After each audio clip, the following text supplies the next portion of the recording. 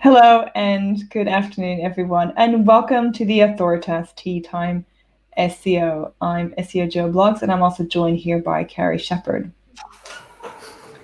And I hope everyone's got their cup of tea ready. I see Sarah has got her GCV 60 coffee with cherry and chocolate notes today. Very nice. Hello, Charlotte. And today we're an international Tea Time SEO. I'm in Barcelona, Carrie's in Putney. We've got Becky in Kent and Gino in Italy.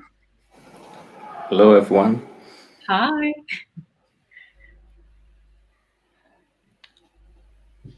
So we've been running this for about 6 weeks now, and we've really liked all the responses, and thank you very much for some of our regulars for joining and also being on the show. Tea Time SEO is a 15-minute break, or just 30-minute break really, where everyone can get together and connect and learn about something new. And today we have Becky Sims and Gino Romagnuolo. Sorry, I'm not pronouncing it. It's okay, Romagnuolo. Becky and Gina, thank you very much for joining and talking to us about a very relevant subject: how brands can focus on about having a positive impact to their SEO right now. We will be taking questions as well afterwards, so please drop your questions in the chat, and Carrie will be liaising with our two speakers. Without further ado, I'm going to pass over to our speakers. Thank you very much. Lovely, thank you, Joe. I think I'm up first. Yeah, hi everyone, I'm Becky Sims. So I'm the founder and CEO at Reflect Digital. We started back in 2011, so wow, 9 years ago now. And what started in my bedroom has ended up in a team of about 27 people. Luckily, they're not all based from my home anymore. They're all based from their own homes right now. But we are in Kent in the UK, and yeah, we're a full service digital agency, so covering SEO, paid search, and we build websites as well. And yeah, you can see a bit more on screen about me there. And yeah, it's been an interesting time for everyone right now, and I'm hoping to share some good tips on what you can be doing at the moment to make the most of your SEO. So passing over to Gino for a little intro. Hey everyone. First of all, thank you very much, Joe and Carrie, to have us here today. And yeah, what about me? I've started my career in SEO in December 2015. So over the past 5 years, I've been working really great accounts, a lot of cool brands in different markets and different industries. And yeah, here I am. I'm the SEO director at TreePipe Reply, and I'm currently leading a team of 8. I always find any reason to thanks the team, because I think they're a great bunch of people. We really enjoy working together, and I think that's been reflected on the quality of work that we've been doing those years. I guess about me, I'm quite naturally curious person, and I have a big passion for numbers. So I would say that I'm a quite analytical sort of person. Friends and colleagues would tell that I'm fun and sociable, but sometimes when I get dragged into a topic, I can go on for hours. But I'll try to keep it short and sweet today, and I hope that you'll enjoy our tips.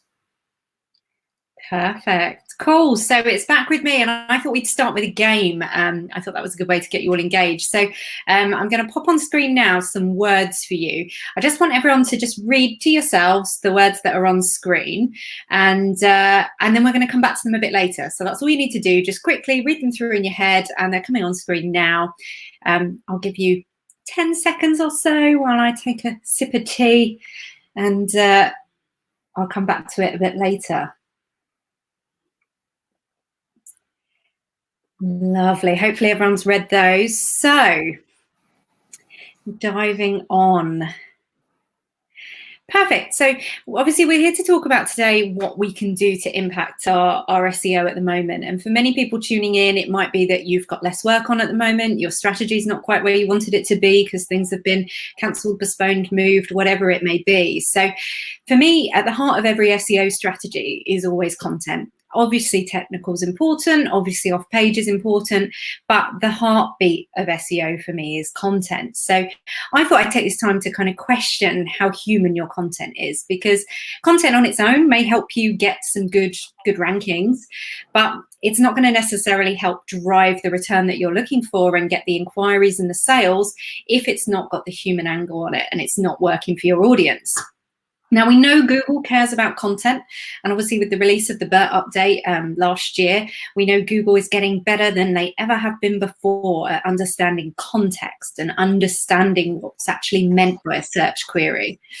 So my advice is that we need to take some time out to really concentrate on our own content and thinking about how human it is. And you may already be ranking well for certain things and have certain pieces of content out there that are found easily, but actually going back and casting an eye over it and saying, is this really meeting what my audience expects? Or could I, from this brilliant ranking I've already got, drive more return? Could I get more inquiries, for example? So moving on to just kind of give you an idea, these are, to me, what human content does. It gives us more conversions. It gives us better connection with our audience. So that connection being that bit more human and being a brand that they can connect with better.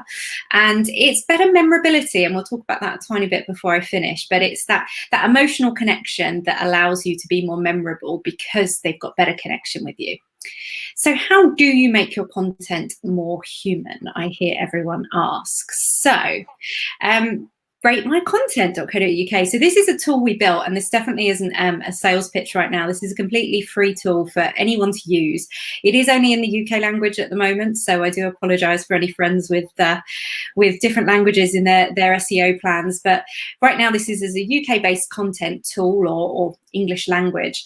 And what it'll do for free, you don't even need to give us your email address. It will give you some scores on your content. So if we drive onto the next page, I will show you what those scores are. So the first score it will give you is around engagement. So this is the borometer. So I do apologise if you do see a boring score. But what it will show you is it'll either give you a boring score, which I think is maybe kindly put as unengaging, fine, or it'll give you an engaging score. It then has a selfish or selfless score. So it's looking at how much you're talking about yourself or you're talking about others, your audience.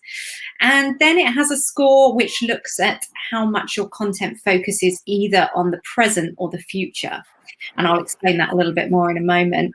And then finally, it gives you a score on your visual, auditory and kinesthetic use of language. So what do I mean by that? Visual is I see what you're saying. Auditory is I hear what you're saying. And kinesthetic is I feel what you're saying. So there's three different types there. And unbeknownst to most of us, we all have a bias to either kind of visual, auditory or kinesthetic. So it's making sure you've got that balance in the language that you use. So if we jump onto the next one, how do we get an engaging score? So just to make it really clear, that as a tool, you literally can pop a URL in there or you can copy and paste your content, and it literally straight away will call your content and give you those scores. So what's the engaging score looking at? It's looking at how much descriptive language you're using, how colourful it is. And here, if you want to get a better score, so if you get an unengaging score, you need to go and look at like, where could you add some more verbs? Where could you make it sound more interesting and exciting for the audience? And part of that can come down to understanding what your audience motivations are and where there's an ability to maybe use some emotional language to match up with what their motivations are and where your product or service comes in. The selfish and selfless score or balanced score, this is a really simple one. When you put your details in, it's going to ask you what your brand name is, and the reason it's doing that is it's then going to look at how much you're talking about yourself rather than your customer. So for us to be really good, you want a selfless score, or a balanced is obviously okay. Selfish is the worst. Unless it's an about us page, then we can definitely forgive you on that one. And this is a case of looking at whether you can flip your content. So if you do see a selfish score, or if it's balanced and you want to improve it, thinking about whether you can be more outside in. So can your content talk more about what your customers' problems and challenges are and how you solve them, rather than just broadcasting what it is that you do? So then we've got the final two scores, the future, so the present or the future, or balance. Now there's no right or wrong answer here. What we're looking at is, so the present is going to be looking at content that's talking more about maybe features and benefits, and it's more in the now. And the future is going to be looking more at impact. So what's the impact of buying this service or having this product? What's my life going to look like in the future based on this product? And obviously balance means that you've managed to do a bit of both. And there's no right or wrong answer. So potentially if you're talking about something that's a product, you might be more in the present, because there might be a lot of kind of features and benefits. And if it's a service, it might be more future based. But either way, that's totally fine. You just kind of need to look at what works for you there. And then the visual, auditory and kinesthetic language. So I explain the difference. And then there's some examples on screen here of visual words, auditory words and kinesthetic words. So that gives you some ideas. This is obviously just scratching the surface, but the types of words you might want to add into your content. And it's just being aware and trying to have a balance between those three different types of words. So those are my top tips, but why did I play the game at the start? Do you remember the blackboard? So before we move on, I'm just going to ask if anyone can pop in the comments any of the words that they remember from the blackboard. So any words you might remember, and we'll see if anyone can pop some words in. Maybe Gino, do you remember any words? Yeah, I do. What do you remember? I think I remember for sure coffee. Yeah. And the missing word next to it is tea, land, and sea. Interesting. Tree and leaf. Brilliant. Cool. That's all right. That's enough. So Joe, up and down. Up and down. Good, good. Joe, I'll let you reveal the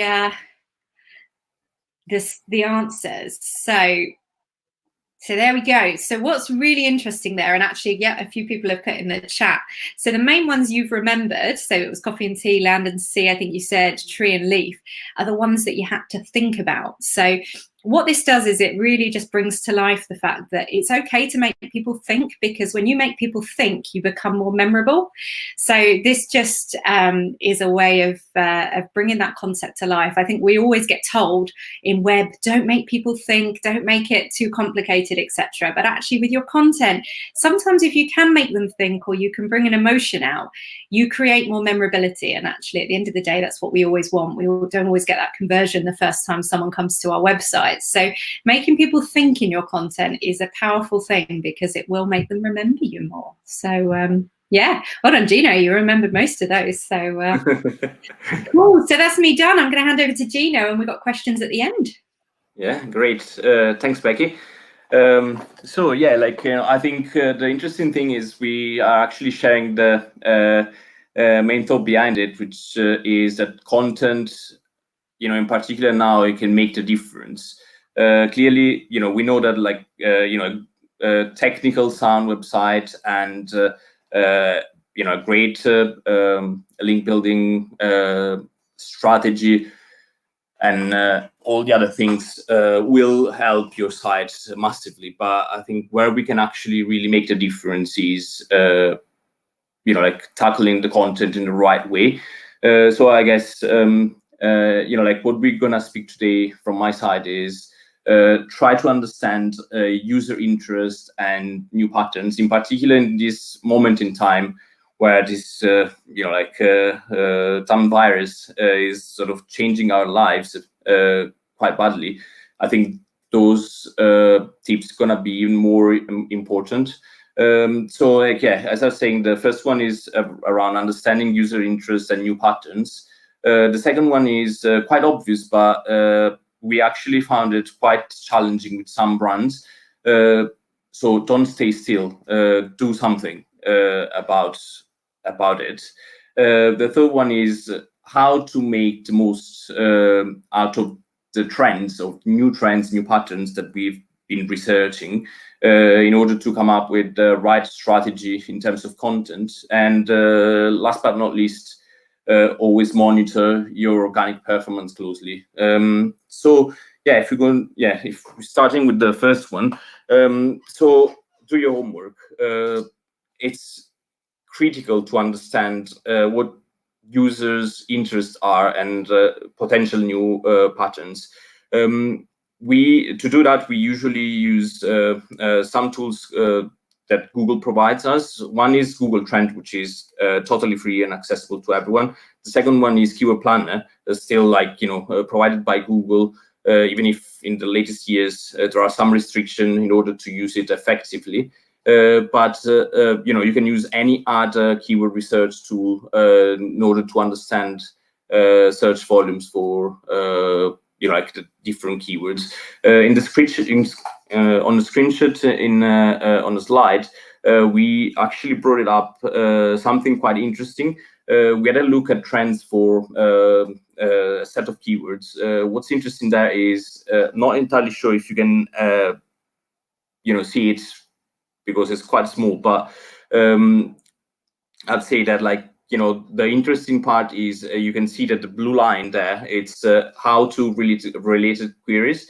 And you can see that in the last couple of months, 2-3 months, there have been, the interest around this sort of set of keywords increased quite sharply. And if you think about it, it's quite obvious thinking that now for us being locked for such a long time, we start trying to do things ourselves instead and go and buy. One example can be bread. So how to make bread or how to build a deck or a lot of different queries around how to. This is really interesting because it brings to light the fact that people are changing the way they search online. This is just not something that happens for this sort of period in time, but that's actually a general trend. Lot of times, different keywords being searched more or less in terms of seasonality or trends and whatsoever. So that's the first tip. So always try to understand what users are searching for. The second one is, again, as I was saying before, something quite obvious, but not always well received by brands. The worst thing to do is nothing. What I found interesting is, I actually added a couple of stats from the COVID-19 census-wide narrative reports that was out in April.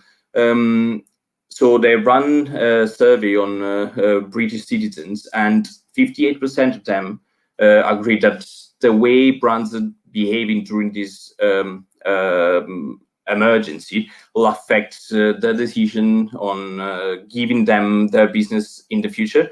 This is quite interesting, and I like the fact that stay still and thinking that you're doing everything right and you don't need to change anything. It's never a good choice.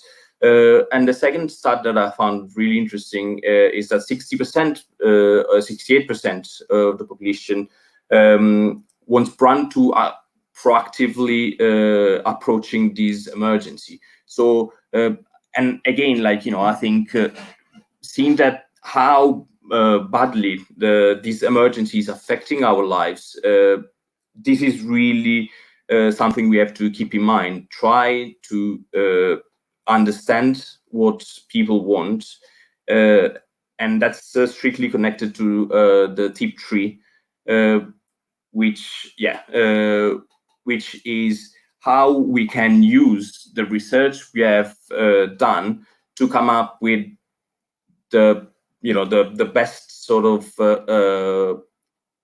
strategy around content. What I thought it would have been interesting to bring here 3 examples of how 3 big brands are dealing with this sort of emergency. The first one is John Lewis. So what they've done, they sort of collected, they set up some areas in their websites And they collected like, you know, a lot of ideas about, like, you know, I don't know, for example, recipes or gardening ideas or things that you can do during lockdown. Same sort of idea Nike had, and I think probably most of you had some exposure to this sort of living room cup. So they've started this challenge where, like, you know, a VIP started a challenge. I remember, like, you know, out of my mind, like now Cristiano Ronaldo started this abs challenge. So where, like, you know, everyone could join and sort of try to replicate the same exercise and benchmark their results with, you know, like a sort of sports stars and VIPs. The one that I like the most is the Mattel one. So Mattel is, yeah, I mean, I guess everyone knows that, like, you know, they're a really big toy company. What they've come up with is a sort of hub where parents can go and just come up with ideas and actually print some activities they can do with their child. I think this is really interesting because also it goes back to one issue that sometimes we have when we speak with brands. What's happened is they have the main goal to like 90% of the time to sell more products, right? So if they're like retailers, but you know, we try to let them understand that what we do sometimes, you know, like clearly the ultimate goal is to, you know, like achieve, like, you know, like more sales and more traffic. But sometimes what we're trying to do is, and in this case, I think Mattel did it in the right way, try to build sentiment towards the brand. So in this case, for example, like, you know, sometimes, you know, you don't have to sell, only sell to be successful, but I think success could be measured also in a way that people perceive your business, and that will affect at the end of the day also, you know, like the sale of every of those companies. So I think, yeah, that's something really interesting about the content. It's just you know, like what's the purpose of the content? It's not always like, you know, straightforward, you know, like, but it's also sometimes it's just helping out to build sentiment and ultimately authority around certain topics. So yeah, I think you know, clearly those examples are examples where, like, you know, companies have to spare some budgets to come up with those sort of hub. But there are a lot of other ideas that can be basically implemented for almost free, just doing great research and you know, like come up with the right ideas. Yeah, the last point, which is not less important, it's always keep an eye on your performance. I think that's something that a lot of companies sometimes that forget about. You know, like, it doesn't really, you know, it's not enough just to come up with, you know, do your research, come up with the idea, and that's it. You know, you have to always keep an eye on, you know, like how those strategy or so those activities are performing. Yeah, like, you know, I think the main tools we're using in order to do that are Search Console and Google Analytics. In terms of you know, like KPIs or like metrics to have a look at, it really depends on the kind of activity or your objectives, really. But what we're trying to check, and we suggest all our clients to look constantly, are clicks and impressions, click-through rate, average position, both week on week and year on year, just to identify you know, any changes in terms of results for, you know, either queries, pages, devices, and search appearance. Also another tool that we always use is Google Analytics, and you know, like, this is useful in, you know, in order to compare organic sessions, so, like, you know, to understand how what you've done is affecting your performance. But also we suggest to have a look at more generally the traffic for the whole site, because if you nail your content strategy, a lot of times you actually get a lot of benefits from like referral traffic, for example, or social traffic, and so on. Something else that like we always suggest to have a look at is engagement metrics, because like understanding how well those pages are received from the users is always key. Not to count that, like, some of those engagement metrics are ranking factors as well. So like metrics like bounce rates, page per session, time on site are hugely beneficial to keep an eye on. And yeah, I think that's everything from my side. Hope you enjoyed that.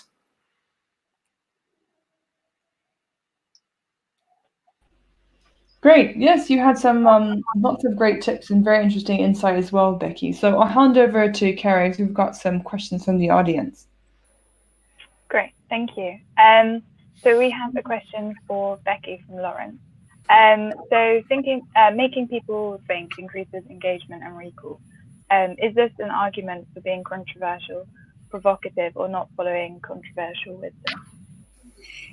It definitely is, and I think it all comes back to your brand values and what fits for your brand values. It's something we play with this quite a lot actually in PPC ads. So we try and look at how we can create disruptive hooks, or not necessarily always in the text ads, but also in display ads, how you can be disruptive. So it doesn't always have to be through the words that you use. Sometimes it can be through the imagery. It might be something. Part of our group, we did a campaign for an IT service provider a couple of years ago, and ended up creating these animals that they were like a merge of two different animals in an animated GIF, and that in itself was disruptive, and it made you think, because you kind of were processing, well, hold on, that's an elephant's head on a bird, and it suddenly becomes memorable because it's making you think. And I think we're so often told not to make people think and to make web journeys absolutely seamless, but it proves our point that it doesn't have to be, and that it is really important to have that kind of thinking time to be memorable. That's really interesting. Thank you. We have another question from Lawrence. Gino, are there any examples of people, and he says, please don't say Donald Trump, or brands that really that do this really well? So Donald Trump is definitely memorable, which is a shame, isn't it? Some of us wish we could take him out of our memories. But those things he says, you can't get away from them. Brewdog's one that comes to mind. There's lots of kind of controversial things they do, and they're often in the media for things. And again, where it's just a bit different, it can be memorable. But I think there's lots of brands that do it in different ways, and sometimes it's not always that high level media controversy. Down to it is just something within the web journey that's made you think about a decision that you need to make, or it's made you process some content, or there's been some kind of gamification in there. There's some kind of little quiz question that makes you think, that again makes it more memorable. It's there's lots of different ways to bring it to life, and hopefully that just gives you all some ideas. Great, thank you. Gino, are there any wrong messages that some brands are sharing? Do you have maybe some examples of the messaging that they've been sending which isn't so useful? Yeah, I mean, I guess sometimes it is actually possible.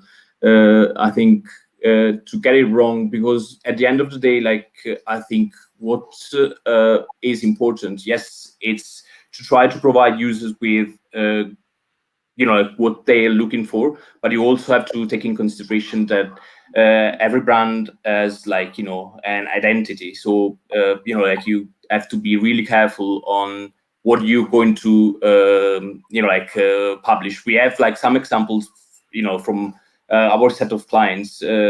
Sometimes they're really into try to get the message right before actually looking at trends. So just to explain it slightly better, if you're selling a really expensive watch, and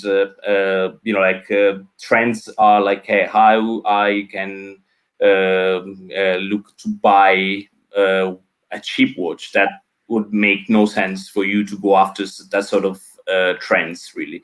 So I think now that, like, I don't have any example coming to my mind of any sort of brand which did it really wrongly. But yeah, like, in general, I think that's one of the common mistakes, is just to go after volumes and go after like trends without considering brand identity. That might be, like, not really a great idea. Great, thank you. We have another question. There is a great challenge for SEO people to produce mass content on the same topic or category over and over again. What will be an ideal strategy to make your content human in this scenario?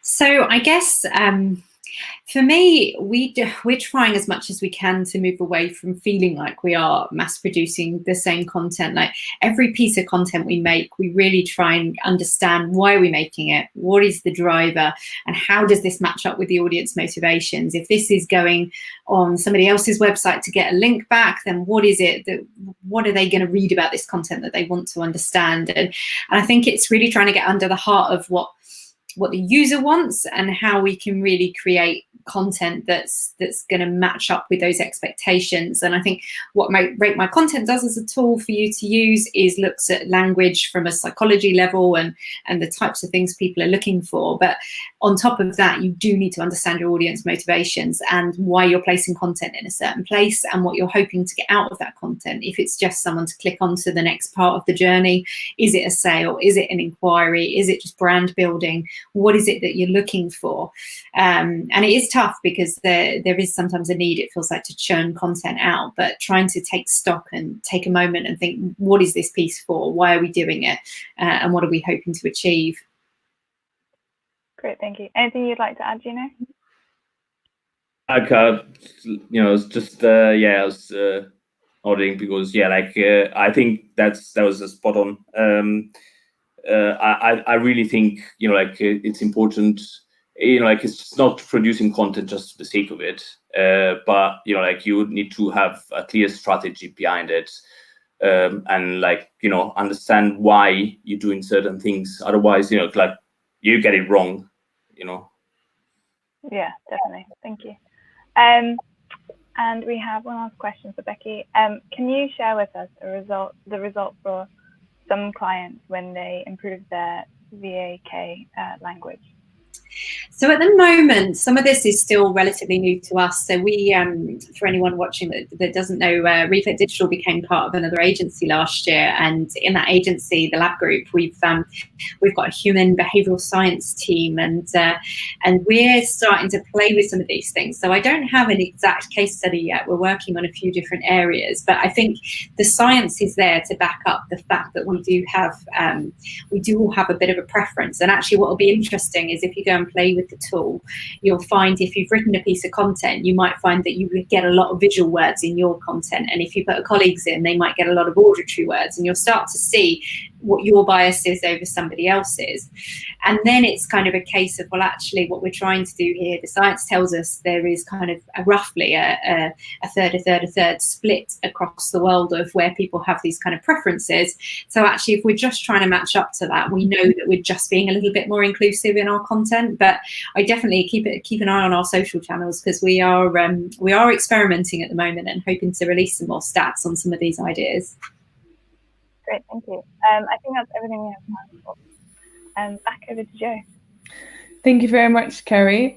So great tips and insights from our speakers today. We will be tweeting this out and putting it on LinkedIn, so you can follow the conversation there. We are going to be running Tea Time SEO throughout the rest of May, and in June we'll be running it as well. Maybe a little bit, maybe a couple of days a week, but that's to be confirmed. So Fata asked about, he said it's a great initiative overall, so thank you for that. And any plan to address the great topic of client management in SEO? So we don't have that as a topic yet, but if people are interested in talking, we have a variety of different topics that we have lined up for until the end of May. So including tomorrow, we have one topic around internal linking and content structure. So we have Marit, who was here last week. We also have Mike, and we have Mark sharing their insights about how you can do internal linking and structure content properly on your website. So thank you very much to our speakers, Becky and Gino, and thank you to everyone that's joined, including Lawrence, Fateh, Charlotte, Sarah, who's also been on Tea Time SEO as well. And yeah, we will see you here tomorrow at 4 p.m. Thank you very much. Thank you. Thank you. Bye. Bye. Goodbye.